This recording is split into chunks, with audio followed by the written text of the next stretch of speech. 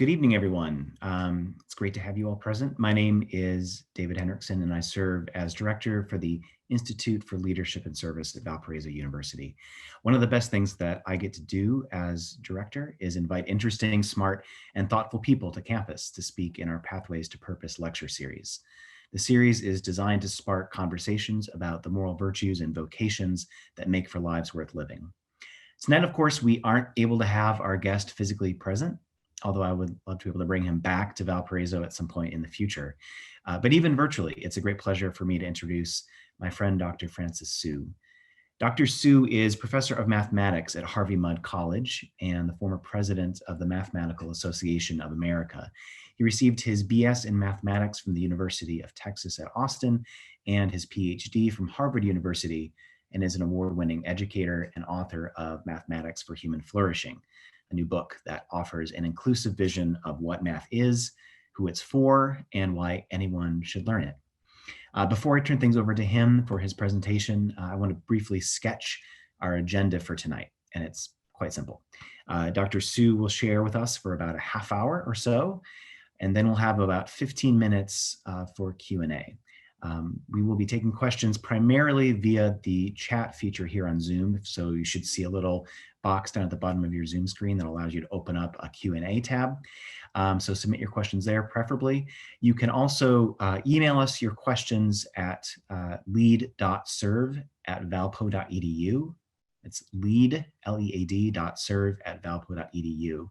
I will see the questions in the Zoom Q&A box immediately. So that's our preferred means to take your questions, but if you send them by email, we should get those as well.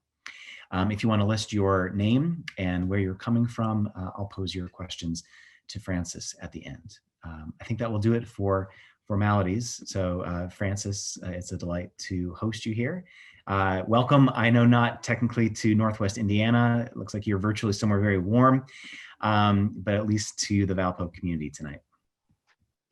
Thank you. Thank you. It's really great to be here. And I had the pleasure of being at Valpo many years ago now. And it's nice. I was looking forward to being back on campus, but it's nice even to do this virtually. Let me see if I can share my screen here. I'd like to talk tonight about mathematics and maybe have you think about mathematics a little differently than perhaps you are used to. We're living through such a strange time, aren't we? Right? COVID-19 is ravaging our emotional and financial security. There's deep anguish over racial injustice. We are living through a highly polarized time. And it's not easy in the midst of this to think about your education, is it? But your education, and in particular your mathematical education, is actually crucial to navigating this moment with both wisdom and hope. So let me offer some hope, both figuratively and literally. This painting by George Frederick Watts in 1886 is titled Hope. Take a moment to look at it. As a work of art, what do you notice? What do you wonder? You might reflect on the elements of the painting. What do you think they represent? And if you like, you can feel free to answer in the chat window. Perhaps the beauty of the painting draws you in. And gradually, you grasp the elements of the painting and their relationship to one another. You see a blindfolded figure sitting atop a globe in despair, plucking a lyre with only a single unbroken string. And she strains to hear its music. And only after some time do you notice a single lone star up in the very top corner of the frame of view. And it's out of her view. And so you may wonder, why is she blindfolded? Why is she in despair? What does the star represent? And why is the painting entitled Hope? So then if you look up more context and find out the story behind this painting, you learn that in the 1880s, the world was emerging from a deep recession known as the Long Depression. And this was the biggest depression before the Great Depression. You might then see that the painting captures the pessimism of the times, turbulent times, and maybe even captures our turbulent times. In 1959, Martin Luther King actually wrote a sermon called Shattered Dreams based on this painting, in which he asks, who has not had to face the agony of blasted hopes and shattered dreams? Now, you're probably wondering, why am I opening with this artwork? Because we see it and seek to engage with it through our basic human desires, right? It's beautiful and we desire beauty. It's relevant to our current moment and we desire meaning. It's captivating and so we desire to explore it. It causes us to wonder, to ask questions, to seek its truth. Why don't we approach math the same way that we approach art? 7 years ago, I received a letter out of the blue from an inmate in a federal prison. His name is Christopher Jackson, and he's been in prison since he was a teenager. He got involved with drugs. He never finished high school. He landed in prison with a 32-year sentence for a string of armed robberies. When you think about who does math, would you think of Christopher? And yet he wrote me this letter after 7 years in prison, saying, I've always had a proclivity for mathematics, but being in a very early stage of youth and also living in some adverse circumstances, I never came to understand the true meaning and benefit of pursuing an education.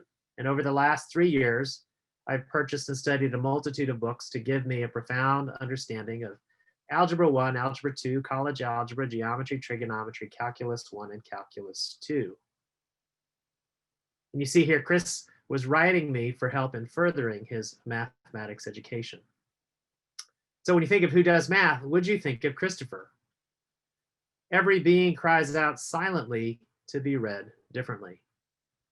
That's a quote by Simone Weil, who is a well-known French religious mystic, also a widely revered philosopher. And she's less well-known as the younger sister of André Weil, one of history's most famous mathematicians.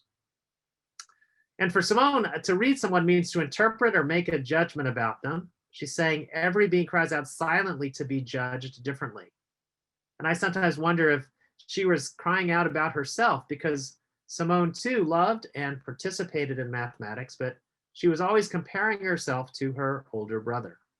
She writes this: at 14, I fell into one of those fits of bottomless despair that come with adolescence, and I seriously thought of dying because of the mediocrity of my natural faculties. The exceptional gifts of my brother, who had a childhood and youth comparable to those of Pascal, brought my own inferiority home to me. I didn't mind having no visible successes, but what did grieve me was the idea of being excluded from that transcendent kingdom to which only the truly great have access and wherein truth abides. And I preferred to die rather than live without that truth. End quote.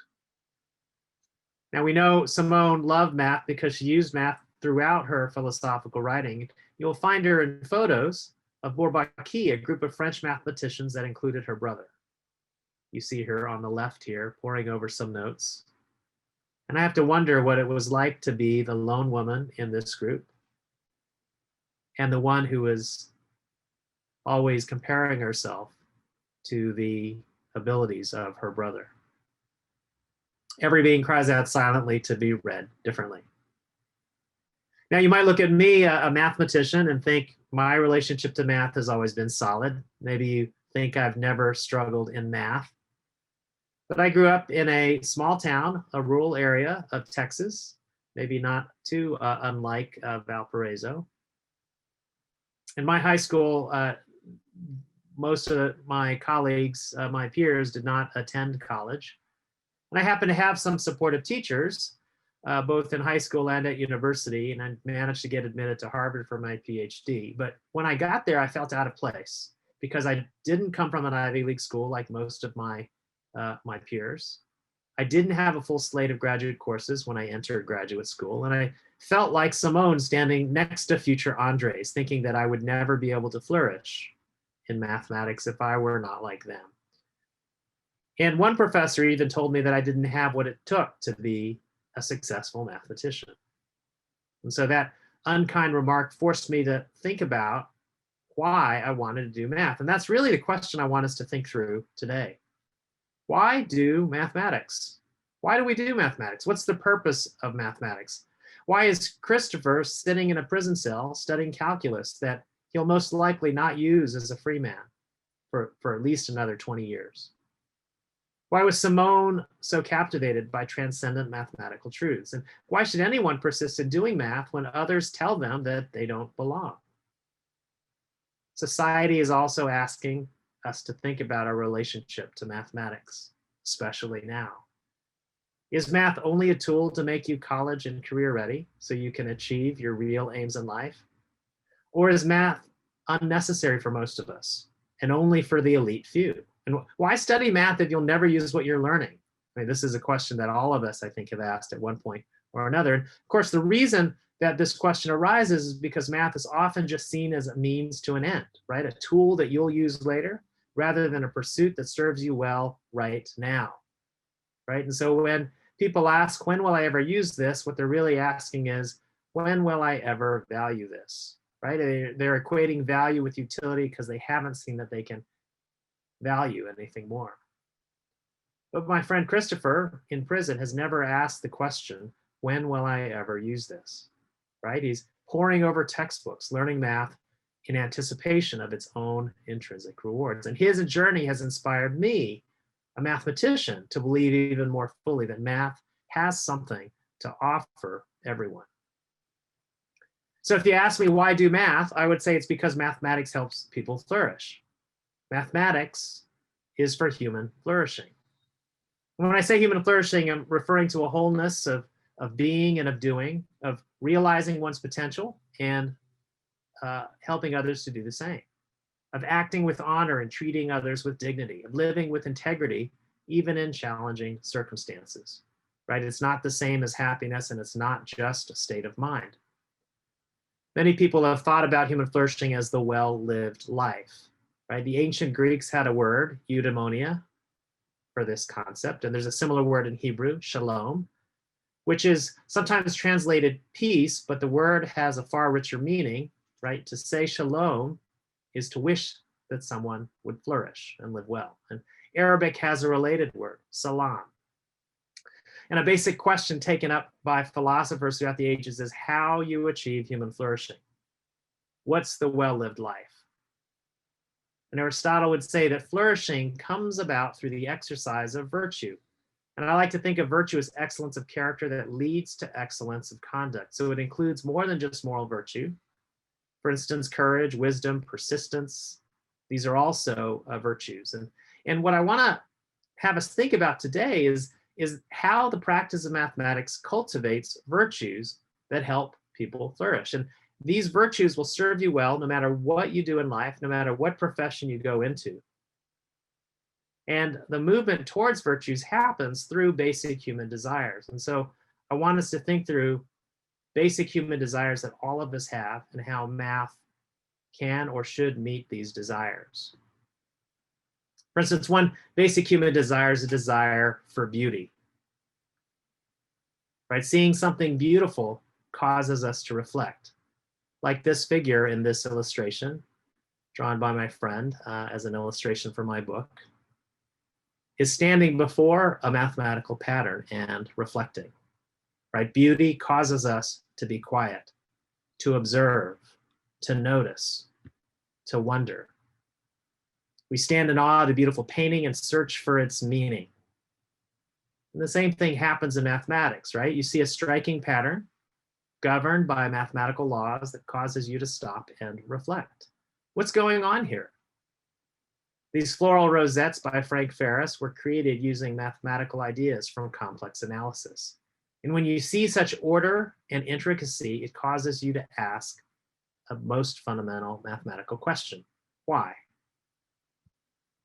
Why is the question that takes you from sensory beauty, where you may first encounter beautiful patterns, the beauty of physical objects, to wondrous beauty, the beauty of ideas. And mathematics is full of beautiful ideas. And if you're taking a math class right now, you might ask your professor about the beautiful ideas in the subject. And from ideas, you begin to see insightful beauty, which is the beauty of reasoning. And this is a unique beauty found only in mathematics, that demonstrations of truths can themselves be awe-inspiring. Mathematicians even have a word for this, elegant. We say a proof, a demonstration is elegant.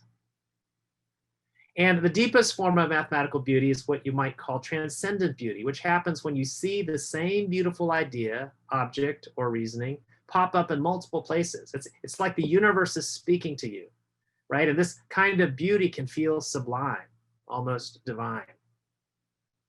And this transcendent beauty that we find in the world provokes a feeling in us that there's something just beyond our grasp, waiting to be found, that may be of ultimate meaning.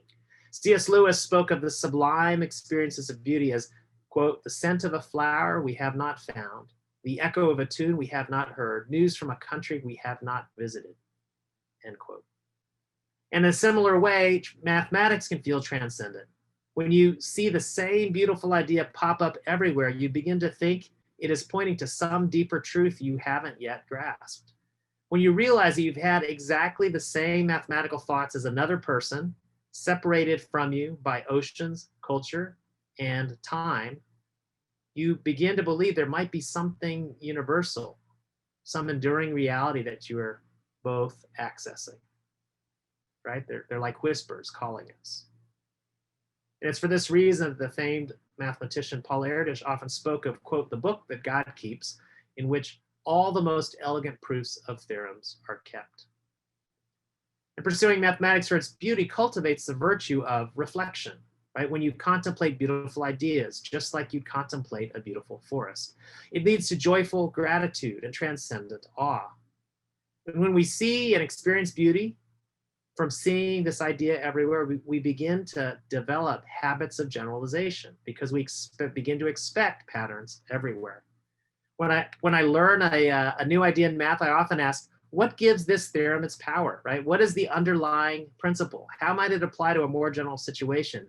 And such habits carry over to other areas of my life, right? When I'm cooking a stir fry and I learn a new recipe, I often ask, what general principles does this recipe teach me? Add garlic and chopped onions first. Put basil in the end or it'll lose its color, right? This habit of looking for general cooking principles or mathematical principles allows you to improvise new delights. It allows you to innovate, right? What do employers say that they're looking for? They're looking for people with virtue, certain kinds of virtues, right? A virtue of being able to innovate, having habits of generalization. And when you encounter beautiful things, it makes you want to look for more. And so we then join another basic human desire, the desire for exploration. Now, I grew up in this small town in South Texas where I could actually see stars. And I know you can there too. In Los Angeles, though, if you look up at the night sky, you won't see a single star because of light pollution. And at the time, I would beg my parents for a telescope. We didn't have the money for that, but I devoured books on astronomy and I dreamed about space. And I saw pictures like these in the newspaper from the Voyager probes that were circling Jupiter and Saturn at the time. Exploration is a deep human desire, and it's a mark of human flourishing. And mathematical exploration is very much like space exploration, right? But of a different kind of space, a space of ideas. You don't know what you'll find when you start. You send out probes to test theories. You're captivated by mystery, just like you are with beautiful art. You're motivated by questions. You're unfazed when you hit a setback, and you make discoveries from a distance.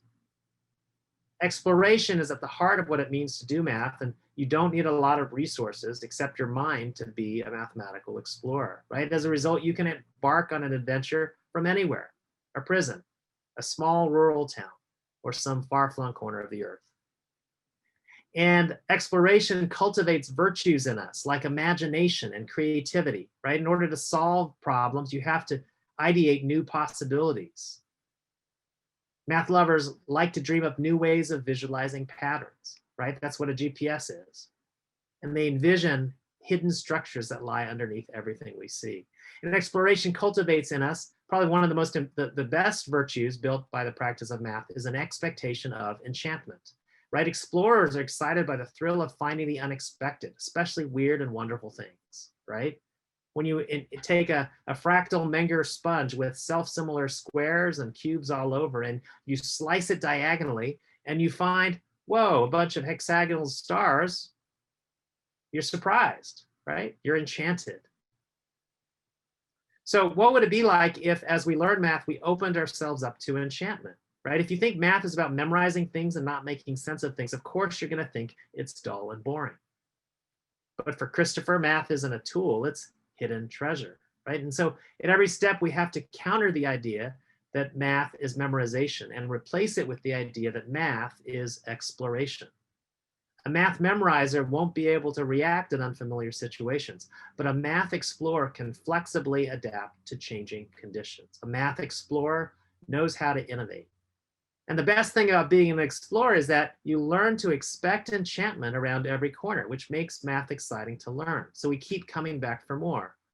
In fact, it's often these kinds of challenges that we come back to in difficult times, right? During the pandemic, sales of puzzles have gone through the roof. Why? Because seeking to explore mathematical beauty in the form of puzzles and games and things like that is a form of escape.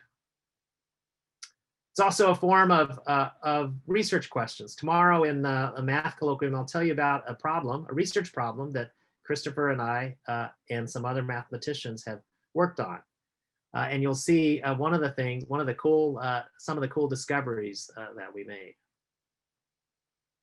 Another basic human desire is desire for truth. And this one's an important one, especially today with political instability on the rise, stoked by misinformation. Fake news is routinely shared. Politicians use the term fake news to discredit facts they don't like. Social media amplifies the outrageous, often highly skewed versions of the truth, right? And so Pilate's question here, what is truth, hits home for me. I have friends who say it's just too hard to figure out what's going on in the news. It's just so much I can't keep up. Why should I even bother? But truth is a basic human desire, and it's a mark of human flourishing. And a flourishing society values truth, while societies that suppress truth have historically been oppressive.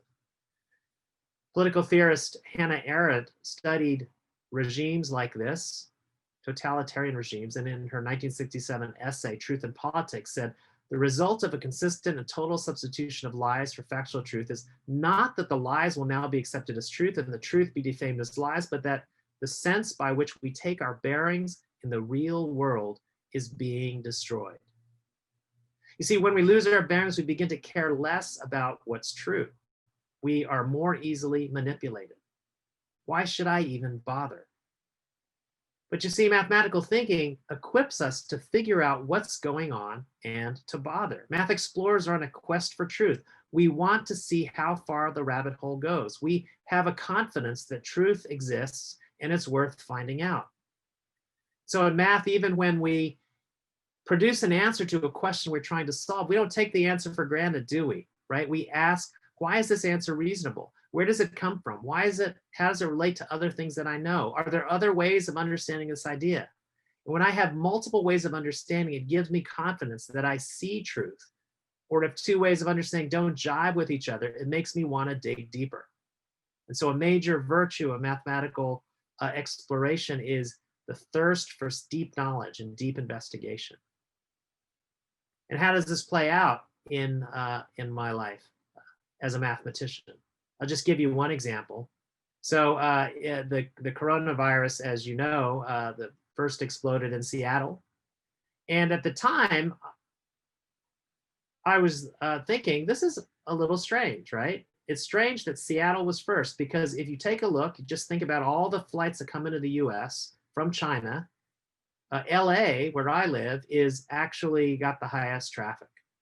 So why was Seattle first? Because it seems to me rather unlikely when you have tens of thousands of people coming into the country in January Why would Seattle be first? This is supposed to be a highly contagious virus. The likelihood that it would start in Seattle to me seemed really, really small. See, as a mathematical thinker, you don't just pass by a news item, right? You begin to, the cogs begin to turn in your brain. You begin to ask questions that dig a little deeper than what you see on the surface. And actually now we know more about how the coronavirus spreads. It turns out that even though it's highly contagious, it's really super contagious by a few people, and it's not contagious by most people, right? And so there's just basically a few people that are spreading like crazy, spreading the disease like crazy, and others who 70% don't even infect another person, right? So we're still trying to understand the mechanisms. But when I saw that was another piece of information that helped me helped me understand why Seattle could have been first. Because if you imagine every person, a lot of people, a lot of traffic getting off the planes in LA, by rights, it should have been Los Angeles. But if it's very few people, even fewer people than we think that are highly contagious, it's quite possible that the coronavirus actually landed in LA first, as it was probabilistically likely to do. But though none of those actually took off as a super spreading event. So mathematics helps us dig deeper and ask deeper questions, right? Here's another question that someone just brought up the other day. We're learning a lot now about the fact that masks are quite effective for the coronavirus. One of my friends said, well, wait a minute, masks aren't that effective for the flu. Why is that? And so who's right? Should I listen to the flu studies or should I listen to the coronavirus studies? And part of the question you have to ask is, why would spreading through masks be different for the coronavirus than the flu? And I won't spoil the answer now, though we can talk about it in the Q&A. But if you think about a little bit, dig deeper, you might think about the difference between a disease where you have a few super spreaders and a disease where everybody's just a little contagious. So virtues that are built by the pursuit of truth in mathematics, a thirst for deep knowledge and deep investigation, thinking for oneself, right? Not needing authority to rely on authority to know what's true, right? Thinking rigorously, being circumspect, being careful with your assumptions and how much you actually can accomplish with mathematics, right? And what's at stake if we don't develop these virtues, right? At stake is our ability to make informed decisions. At stake is our ability to be innovators, not just consumers of technologies that change the way we live. At stake is the ability to look at the ways math and tech are being used and to critique it.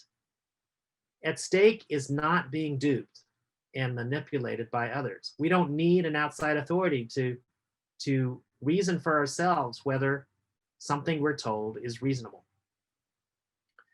Here's another basic desire, the desire for power.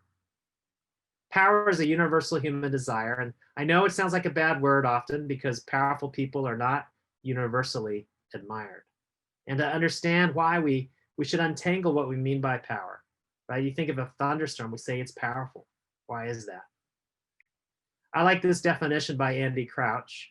Power is the ability to make something of the world, the ability to participate in that stuff-making, sense-making process. That's the most distinctive thing that human beings do.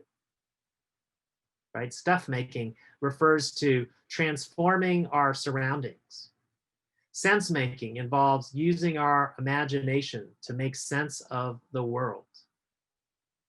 And of course, power should be distinguished between creative power and coercive power, right? Creative power is a good kind of power. It enables sense making for yourself and for others. And when you enable others to be creative, you are multiplying power in both you and the person that you are sharing with, the power with. This is very different than coercive power, which often is used nefariously to limit the abilities of others for creative power. If you think about the creative power that mathematics unleashes for us, it enables us to interpret, to define, to quantify, to abstract, to visualize, to imagine, right? These are all such important qualities, right? When the pandemic hit, lots of mathematicians and mathematical biologists and epidemiologists were trying to set up models for the spread of the coronavirus based on assumptions, things that the little information we had at the time. And of course, as more information came in, the model changes. But this is a key virtue that's built in us, the ability to do all these things, model, to see multiple ways of understanding something, to generalize, to identify structure, right? These are the kinds of things that are going to serve you well no matter what you do in life, whatever your career is, right? When an employer says to me they want to hire a student from my college, they're not looking for somebody who can factor a quadratic. They're looking for somebody who can visualize, imagine, quantify, define. Here's another basic human desire, the desire for justice. I have a favorite Chinese restaurant that serves authentic cuisine, and this is a little figure of this restaurant. And it's one of these restaurants where, you know, after you get the meal, they serve you a little appetizer, and usually it's Jello, something very, you know, boring and not that interesting. But you know, when I went there with a Chinese friend, I discovered to my surprise that they brought out red bean soup, which is even more, it is an authentic Chinese dessert. And I began to wonder, why did they not bring that out for me? And I began to see a pattern. Every time I went there with Asian friends, Chinese speaking friends, I would get the good stuff, the red bean soup. But whenever I went by myself or with non-Chinese friends, I would just get Jello. And then I noticed that my Chinese friends were offered a completely different menu, a secret menu with the more authentic dishes. And this is kind of a bizarre sight if you go to this restaurant. Basically, people side by side having completely different experiences because some of them were being offered the secret menu. And even when I asked for it, I was told, you won't like the stuff on that menu, right? Because even though I'm of Chinese descent, I don't speak Chinese, so the waiters assumed I must not be interested in authentic Chinese food. Now, why do I bring that up? It's because mathematical spaces in the home or in the classroom can be like this restaurant, right? Whom do we allow a peek at the secret mathematical menu? You know, if you are a parent someday, you'll be tempted to share mathematical toys with your kids, perhaps. Are you going to share them with just the boys, or are you going to share them with the girls as well? Like, do you assume, for instance, who do you assume is going to be interested in math? What conscious or unconscious assumptions are we making? See, justice means treating people fairly, right? And it's required for human flourishing. We flourish when we treat others justly, when we are treated justly ourselves. And if you believe math is for human flourishing, if you believe the goal of mathematics is to help people flourish, then you'll want to demand that everybody have an opportunity to learn mathematics properly, right? But if you look at around the demographics of who does math and science in America, it doesn't look like who does math and science. It doesn't look like the demographics of America, right? We kept whole segments away from flourishing in their potential, right? This is one of the legacies of racism in this country. And we have an opportunity right now to think carefully about how to rectify it. And if you yourself have been fighting some of these headwinds, I want to recommend a new book that just came out, which is free on the MAA website, Mathematical Association of America. It's called Living Proof. It's got stories of a diverse collection of mathematicians who have overcome obstacles to pursuing mathematics, and it's an encouraging read. You see, to seek justice in mathematics builds virtues, among them a concern for the marginalized in math and a willingness to challenge the status quo, right? And when we begin to see how our experiences are different from our neighbors, we will want the secret menu for everyone. So we've been talking a lot about basic human desires and the virtues that are formed by pursuing math through the lens of those desires. And one of the main takeaways from this talk that I hope you'll have is how important it is to grow in virtue, not just skills, right? You know, we have a very one-dimensional view of mathematics often, right? Math is, you know, for instance, in grade school, you end up getting the idea that math is about speed, right? As if speed is the major determinant of what it means to be mathematical.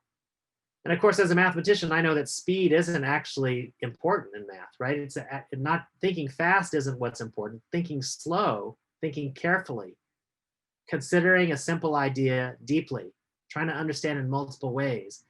That is what it means to think mathematically, right? And so we have this one-dimensional view of math that's not even right in the one dimension that's there.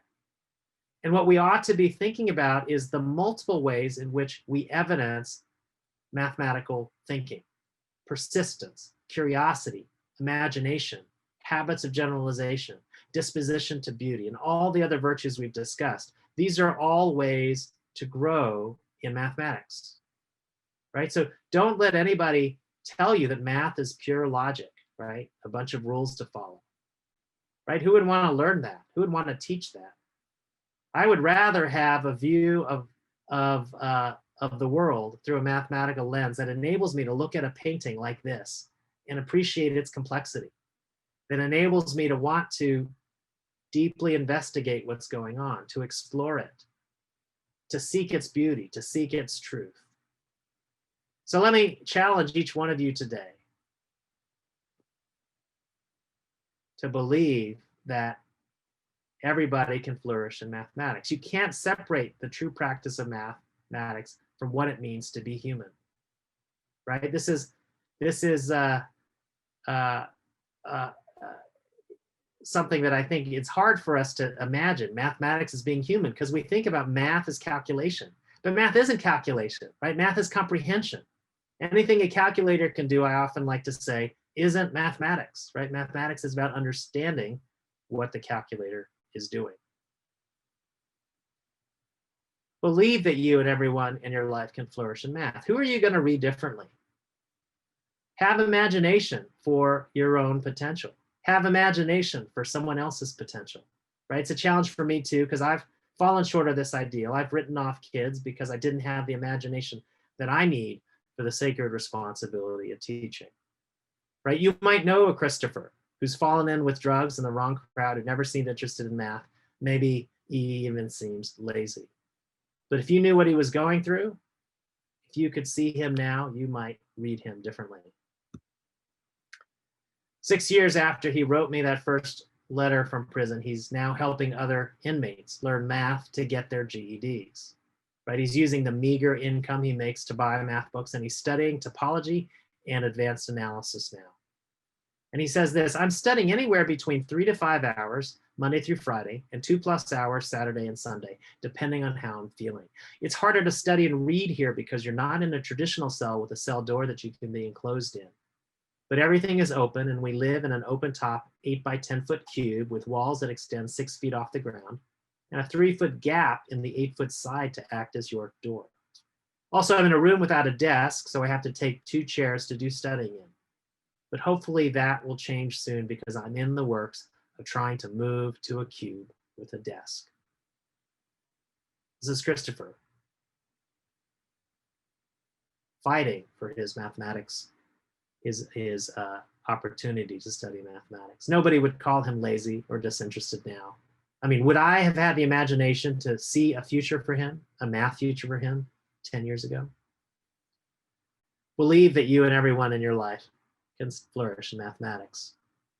See, what I'm asking you to do is something you already know is at the center of every virtue and anything meaningful in our lives. I'm asking you to love. Love is the greatest human desire. To love and be loved is a supreme mark of human flourishing. It serves all the other desires we've talked about, and it's served by them.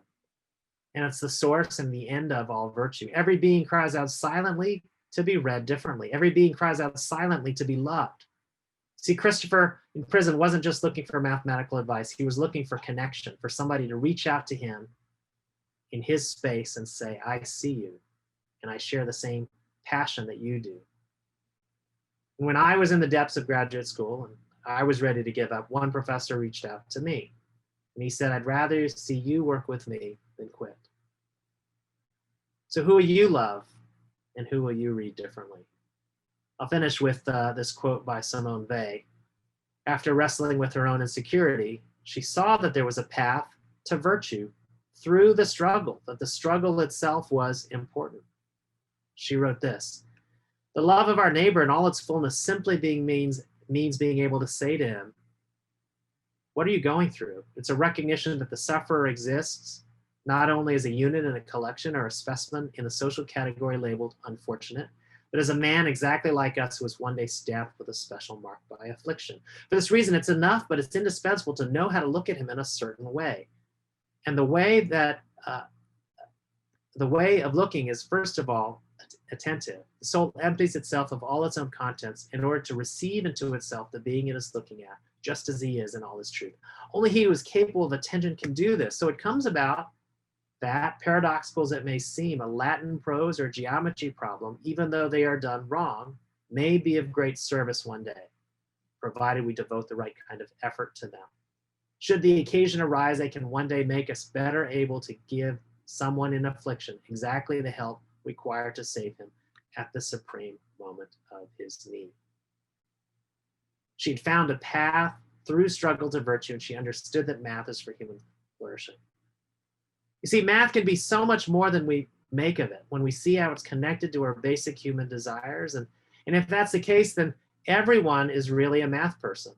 And your basic human desires reveal your mathematical nature, and you only need to awaken. You see, to love another human being is to see the mathematical potential in everyone, to see each one worthy of the beauty and joy that come from understanding. Who will you read differently? Thank you very much.